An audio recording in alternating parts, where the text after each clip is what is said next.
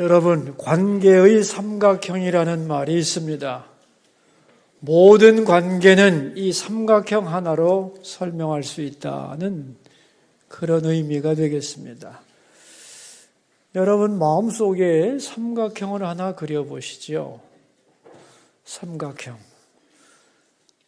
꼭지점에 하나님이 계시고 왼쪽 모서리에 나라고 하는 존재가 있고 그 반대편에 세상이라는 점을 하나 찍어 보십시오. 그 세상에는 모든 것이 들어 있습니다. 가족, 사업, 내가 좋아하는 모든 것들, 재물과 명예까지 다 이 세상의 영역에 포함되어 있는 겁니다. 우리는 육체를 가진 존재이기 때문에 눈으로 보고 손으로 만질 수 있는 세상 것에 대하여 마음을 주기가 제일 쉬운 그러한 약점을 가지고 있는 존재죠. 그런데 여러분, 이 위에 계신 하나님은 모든 것을 나에게 주신 분입니다. 이 세상도 하나님이 주신 선물이죠. 그러니까 하나님은 이 세상의 모든 것보다 나와 더 가까운 분이고 더 세상보다 중요한 분이죠. 그래서 이런 말이 성립합니다. 나와 세상 사이에는 하나님이 계신다. 맞죠? 나와 세상 사이에는 하나님이 계셔요. 그러므로 가장 바람직한 관계는 뭐냐 하면 내가 맨 먼저 내 마음을 하나님께 드리고 하나님을 바라보고 그 하나님을 통하여 세상과 관계를 맺어가는 겁니다. 그럴 때 세상이 제대로 보이는 거죠. 아브라함에게는 100세에 얻은 아들 이삭, 너무너무 사랑스러운 이삭이라는 아들이 있었습니다. 눈에 보이는 아들이기 때문에 자기도 모르게 이 아들을 보면 기쁨이 충만해졌습니다. 그래서 자기도 모르는 사이에 이 이삭은 아브라함의 우상이 되었죠. 하나님보다 더 소중했습니다. 근데 하나님께서 어느 날 아브라함에게 그를 제물로 바치라는 명령을 내립니다. 그 명령을 받는 순간 아브라함은 자기가 이삭만을 바라보고 있었다는 것을 깨닫고 이제 하나님과 이삭을 비교합니다. 그리고 하나님을 염두에 두고 이삭을 바라보니까 이삭이 어떤 존재인지가 분명하게 보였습니다. 이삭은 자기에게 없었던 존재였고 하나님의 주신 선물에 불과했습니다. 하나님과는 도무지 비교 대상이 되지 않는 것이었죠. 그걸 깨닫고 이삭을 하나님께 바칩니다. 그 결과 아브라함은 이삭을 사랑하되 이제는 하나님 안에서 사랑하는 자녀와의 올바른 관계가 회복됩니다. 또한 이삭도 아버지를 사랑하되 하나님 안에서 사랑하는 온전한 관계로 그러니까 내가 세상보다 하나님을 먼저 생각하고 하나님과 관계를 맺게 되면 나는 하나님으로 마음이 채워지게 되고 만족하게 되고 그 후에 세상을 바라보게 되면 세상에 대하여 껄떡이지 않고 목말라 하지 않게 되는 거죠. 이게 하나님과 우리와의 올바른 관계입니다. 그런데 반대로 내가 하나님이 아니라 세상을 먼저 바라보고 세상에 마음을 주고 세상의 어떤 것을 위하여 하나님을 추구한다면 그건 하나님과 바른 관계를 맺는 게 아닙니다. 건강을 예로 든다면 건강을 먼저 바라보고 이 건강을 위하여 하나님께 달려간다면 올바른 관계가 아니라는 거예요. 먼저 하나님을 바라보고 하나님으로 만족한 후에 건강의 문제를 바라봐야 하는 거죠. 그래서 이 관계의 삼각형이란 아주 단순한 것 같지만 아주 중요한 관계의 키포인트를 우리에게 보여주는 겁니다. 우리 마음이 세상으로 갔다가 하나님으로 가서는 안 되고 먼저 내가 하나님께로 갔다가 세상으로 가야 한다. 이게 신앙의 핵심인 겁니다. 일평생 우리가 싸워야 할 것은 뭐냐? 내 마음을 먼저 세상으로 보낼 것인가? 하나님께로 갈 것인가? 이것이 바로 영적 싸움의 본질이라는 것을 기억해야 합니다. 우리는 지난 시간에 아무리 해도 안 되는 이유라는 말씀을 살펴보았죠. 문제의 원인은 하나님께 있다고 우리는 생각하지만 아닙니다. 문제의 원인은 나에게 있는 거예요. 근데 이 내가 아무리 해도 안 되는 이유가 뭐냐 하면 죄와 허물 때문입니다. 죄와 허물을 가진 인간이 하는 일은 독사의 알을 낳고 거미줄을 치는 것에 불과하다고 했습니다. 여기서 벗어나려면 나의 약함을 인정하고 나는 할 수 없다는 것을 성실하게 인정해야 합니다. 순간순간 십자가 앞에서 죽어야 한다는 거죠. 그럴 때 하나님은 나를 위하여 의를 주시고 그 의를 가져올 사람을 보내시고 그 대속자를 보내주어 나와 영원한 언약을 맺겠다 약속을 하셨습니다. 오늘 이사야 60장은 그 놀라운 약속을 받은 이스라엘 백성들에게 하시는 말씀입니다. 그 말씀이 1절인데요. 우리 60장 1절을 살펴보도록 하겠습니다. 일어나라 빛을 발하라 이는 내 빛을 얻고 여호와의 영광이 내 위에 임하였음이니라. 아멘. 여러분, 하나님이 우리를 향하여 가지고 있는 소원을 압축하라면 뭘까요? 오늘 본문입니다. 일어나라. 빛을 발하라. 하나님의 우리를 향한 소원이고 우리가 하나님께로부터 받은 소명의 내용은 바로 이 두 마디로 압축이 됩니다. 여러분 자녀들이 있죠.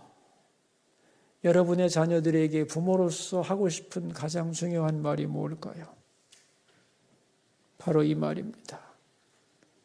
일어나라. 내 자녀야.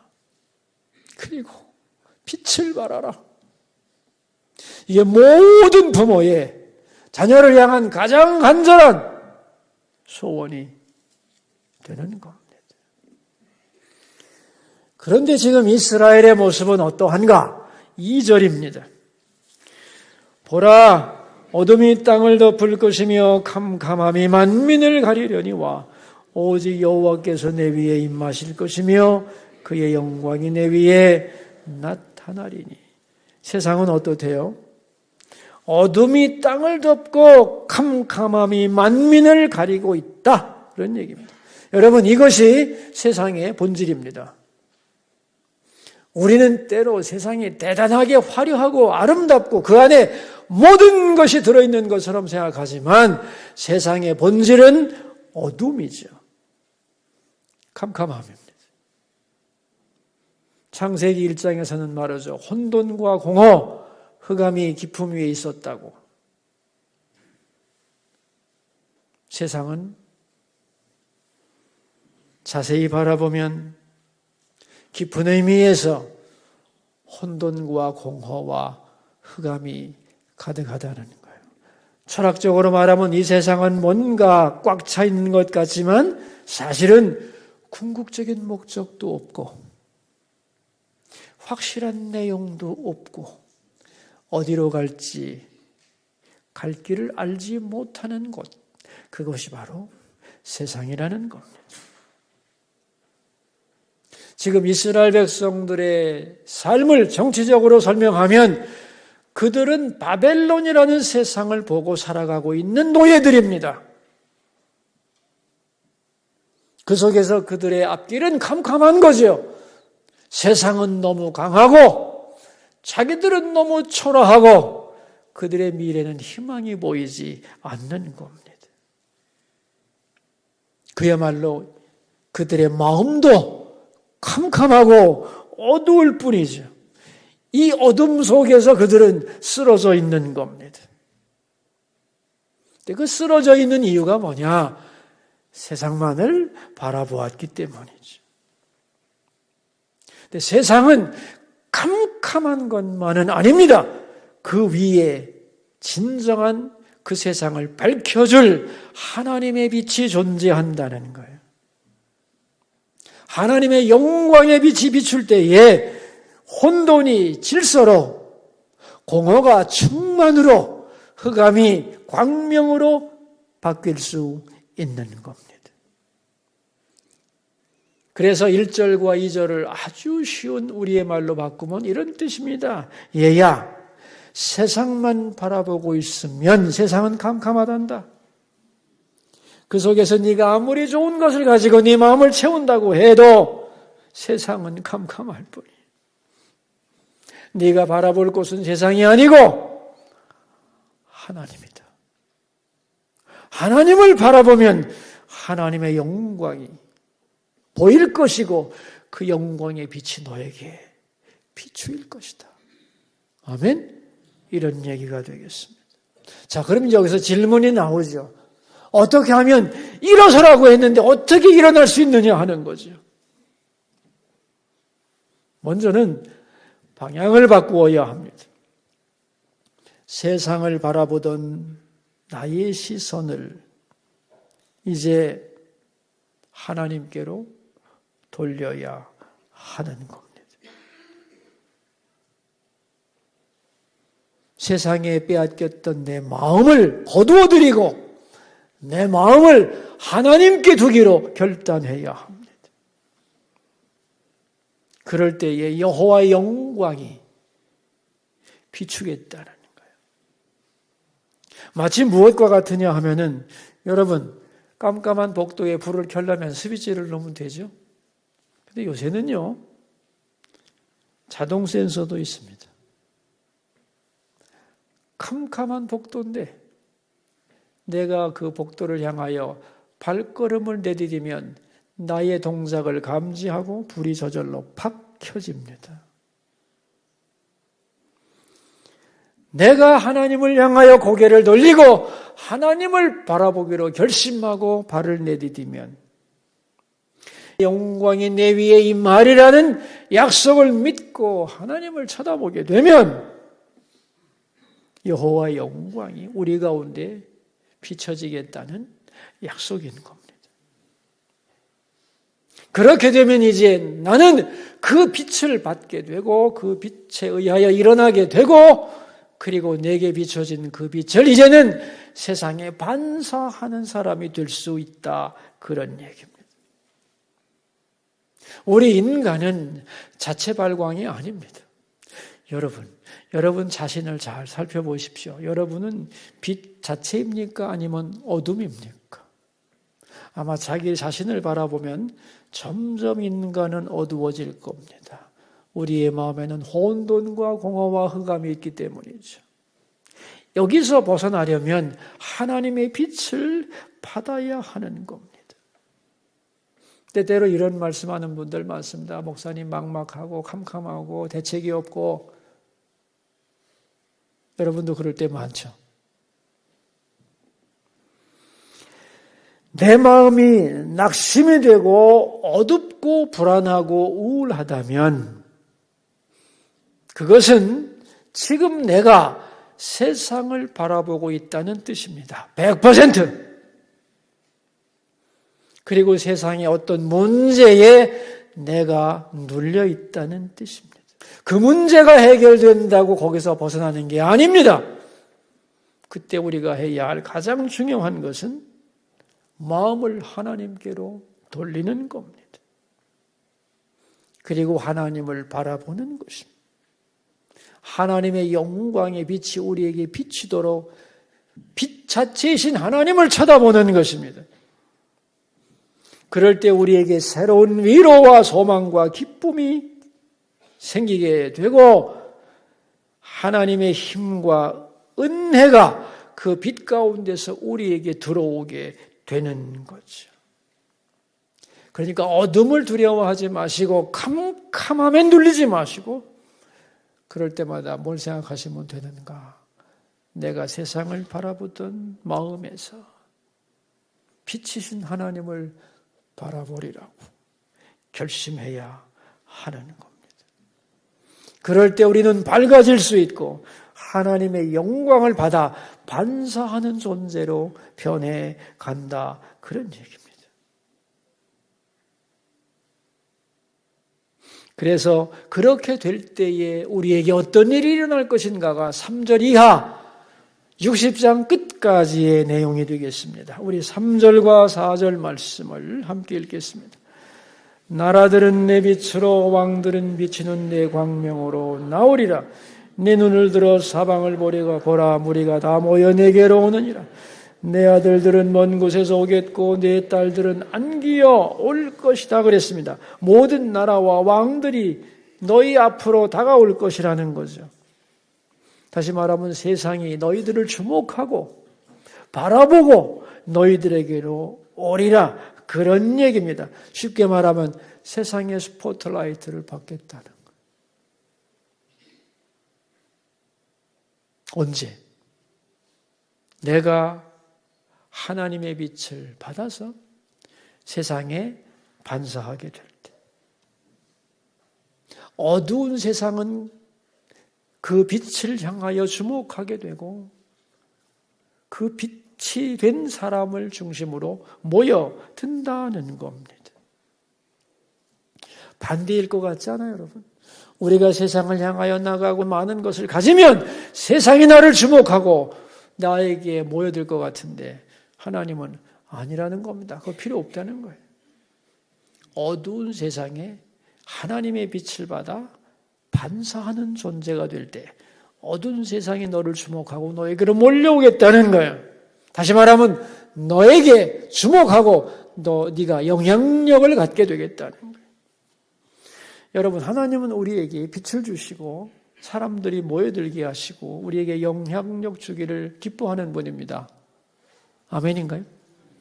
근데 왜 하나님은 우리에게 영향력 주기를 기뻐하실까요?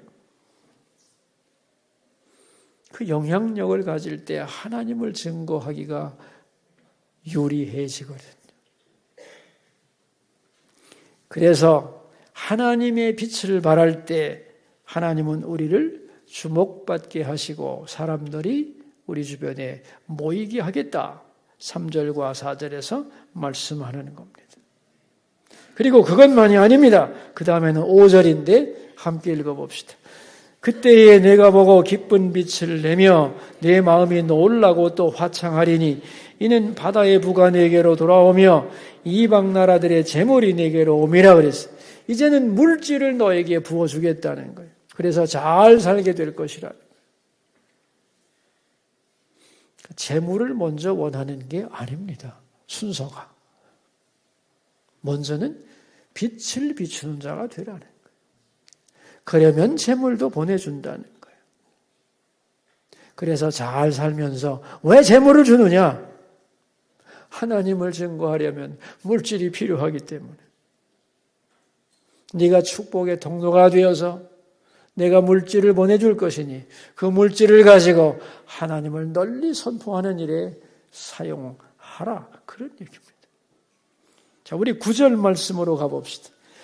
그 섬들이 나를 앙망하고 다시스의 배들이 먼저 이르되 먼 곳에서 내 자손과 그들의 은금을 아울러 싣고 와서 네 하나님 여호와의 이름에 드리려 하며 이스라엘의 거룩한 이에게 드리려 하는 자들이라. 이는 내가 너를 영화롭게 하였음이니라. 너를 통해서 사람들이 모여들고 그들이 하나님을 섬기러 예물을 가지고 다가오며 바로 그렇게 거룩한 세상을 부르는 일에 너를 영화롭게 사용하리라. 그런 얘기입니다. 그리고 이제 예루살렘이 어떻게 복구될 것인가에 대한 말씀인데 우리 쭉 내려가서 19절 말씀을 읽어보겠습니다. 다시는 낮에 해가 내 빛이 되지 아니하며 달도 내게 빛을 비추지 않을 것이요 오직 여호와가 내게 영원한 빛이 되며 내 하나님이 내 영광이 되리니. 앞으로 예루살렘이 어떻게 되냐면 예루살렘에는 해와 달이 필요 없을 거라는 거예요. 하나님이 빛이 될 거라는 거예요. 21절을 보시면 이렇게 됩니다. 네 백성이 다 의롭게 되어 영원히 땅을 차지하리니 그들은 내가 심은 가지요 내가 손으로 만든 것으로서 나의 영광을 나타낼 것인즉 네 백성이 다 어떻게 된대요? 의롭게 된대요. 그리고 영원히 땅을 차지하겠답니다. 마지막 22절입니다. 그 작은 자가 천명을 이루겠고 그 약한 자가 강국을 이룰 것이라. 때가 되면 나 여호와가 속히 이루리라. 하나님께서 이런 날이 속히 오도록 역사하시겠다는 거죠. 자, 여러분, 굉장히 놀라운 약속들이 하나님의 빛을 받아 반사하는 사람들에게 주어질 것인데, 자, 이 놀라운 약속이 언제 이루어졌느냐? 바벨론 포로에서 해방된 후에 어느 정도 이루어졌죠. 그러나 오늘 말씀대로 다 이루어졌느냐? 이루어지지 않았습니다. 그렇다면 이 예언의 말씀은 실패한 것인가? 아닙니다. 바벨론 포로에서 해방되는 것은 온 인류의 구원을 위한 예표에 불과한 것이죠. 이사야는 이제 바벨론에서 이스라엘 백성들이 포로에서 돌아온 걸 통하여 온 세상 모든 만민이 하나님께로 돌아올 것이고 그 이후에 이루어질 하나님 나라의 완성을 오늘 본문을 통해 설명하고 있는 겁니다. 다시 말하면 이사야의 시야가 확 열리면서 영원한 끝 하나님 나라까지를 오늘 본문에서 바라보고 있는 겁니다. 그래서 오늘 본문 19절에 보시면 오직 여호와가 영원한 빛이 된다고 말씀하고 있는데 이걸 요한계시록 21장에서는 계시록에서는 해와 달이 없다고 표현하고 있는 겁니다. 본절 20절에서는 슬픔이 없을 거라고 했는데 계시록에서는 눈물을 닦아줄 것이라고 표현하고 있습니다. 오늘 21절에서는 너희가 의롭게 되고 영원히 그 땅을 차지한다고 했는데 흰 옷 입은 자들에게 그 나라를 상속하겠다고 말씀하고 있는 겁니다. 다시 말하면 천국의 모습을 보여주고 있는 거죠. 회복된 나라의 마침내 마지막 지점은 영원한 하늘나라임을 보여주고 있는 겁니다. 그러니까 시간이 확대되고 있는 거죠. 그리고 지금 이 말씀을 듣는 사람들은 정치적으로 이스라엘 사람들인데 이스라엘의 범위는 점점 확대되죠. 영적인 이스라엘로 넘어오는 겁니다. 영적인 이스라엘은 둘입니다. 첫째는 하나님을 믿는 성도들이고 두 번째는 하나님의 교회를 영적인 이스라엘로 보기도 합니다. 그러므로 오늘 본문의 말씀은 하나님을 믿는 성도들에게 주신 약속의 말씀이요. 더 나아가서 하나님의 교회를 향한 하나님의 약속이 되기도 하는 겁니다. 하나님은 이 땅의 교회들에게 오늘도 바라고 소망하는 것이 있습니다. 그게 뭐냐? 일어나라, 빛을 발하라는 거죠. 근데 많은 교회들이 세상을 바라보며 낙심하고 교회가 위축되는 것을 두려워하고 있는데 오늘 본문은 그러면 안 된다는 거예요. 세상의 어둠을 바라보지 말라는 거예요. 시선을 돌려서 하나님을 바라보라는 거예요. 하나님의 영광의 빛을 교회가 받으라는 거예요. 그리고 그 빛을 세상에 전파하라는 겁니다. 그게 교회의 할 일이라는 거예요. 또한 하나님의 백성인 우리에게 주시는 하나님의 말씀이 뭡니까? 어두운 세상 바라보고 낙심하지 말고 하나님을 바라보고 하나님이 너희를 위해 준비한 영광의 빛을 받고 일어서서 하나님의 사람이 되고 하나님의 빛을 세상에 비추라는 것이죠. 우리 각자는 이제 하나님 앞에서 일어나야 하고 우리에게 주어진 빛을 세상을 향하여 비추어야 하는 것입니다. 미국의 유명한 여자 배우 콜린 에반스라고 하는 사람이 있습니다. 마릴린 몬로 시대에 마릴린 몬로와 쌍벽을 이루던, 아니 조금 더 인기가 높았던 여자 배우 콜린 에반스가 있는데, 그 여자가 인기 절정의 순간에 은퇴를 선언했습니다. 사람들은 깜짝 놀랐죠. 왜 갑자기 은막을 떠나는지 이유를 알고자 했습니다. 콜린 에반스는 이렇게 말했습니다. 여러분, 그것은 지금 제가 사랑에 빠졌기 때문입니다. 그러자 사람들은 박수갈채를 치며 사진을 찍으며 환호성을 질렀습니다. 기자들은 물었습니다. 도대체 당신이 선택한 그 행운의 남자는 누구입니까? 이름을 밝혀주십시오. 그때 콜린 에반스는 말합니다. 내가 그를 선택한 것이 아닙니다. 그분이 나를 선택하셨습니다. 그분의 이름은 예수 그리스도입니다. 관중들은 깜짝 놀랐습니다. 이제 나는 나를 선택한 그분을 위하여 살기 위해 영화 배우의 삶을 청산하고 신학교에 들어가 선교사가 되기로 결정했습니다.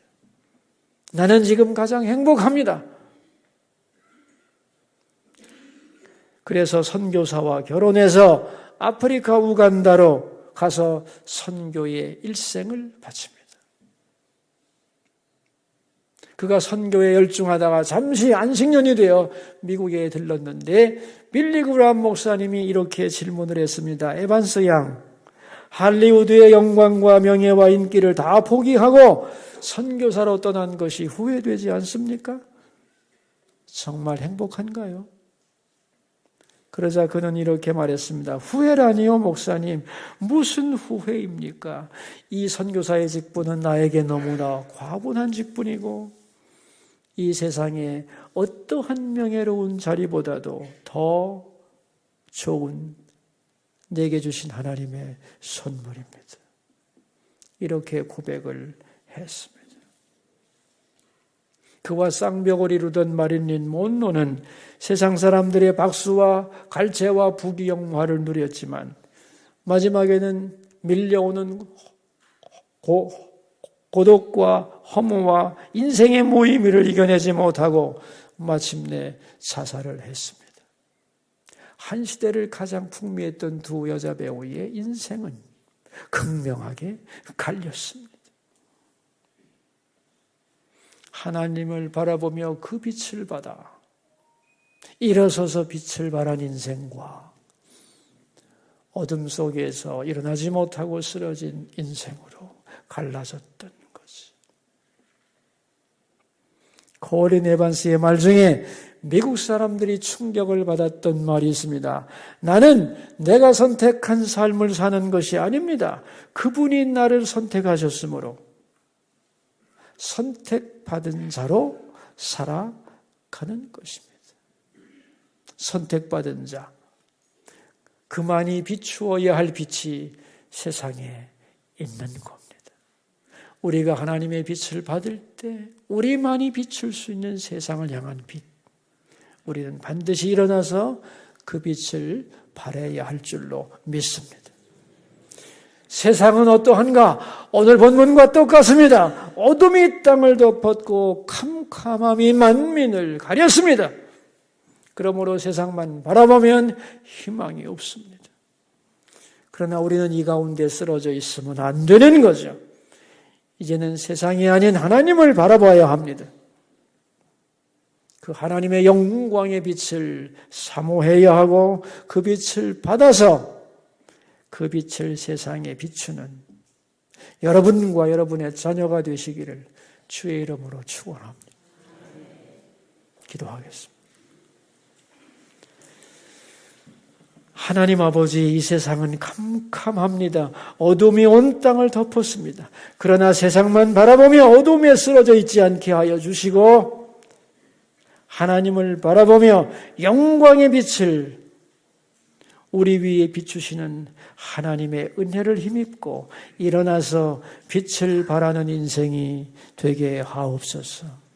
우리를 향한 하나님의 소원, 일어나라 빛을 발하라. 이 말씀이 우리 가운데서 이루어지게 하시고 우리가 자녀들에게 간절히 바라는 소망, 얘야 일어나서 빛을 발하라고 하는 그 역사가 우리 자녀들에게 일어나게 하여 주옵소서. 존귀하신 예수님의 이름으로 기도하옵나이다. 아멘.